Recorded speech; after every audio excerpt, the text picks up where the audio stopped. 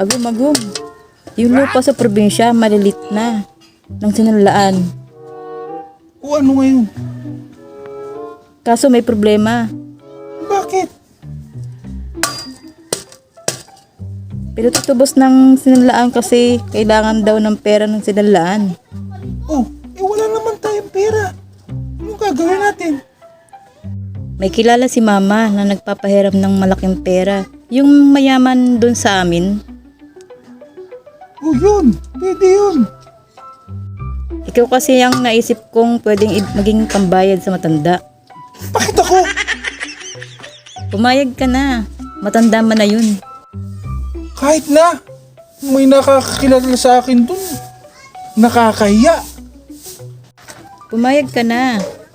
Titulo lang ng lupa ang habol natin. Hayaan mo nang samahan mo na. Ano ka ba? Parang binibinta mo na ako yan. Ano ka? Naluloko ka na ba? Para kang... Siraulo ka ba? Bahala ka sa buhay mo.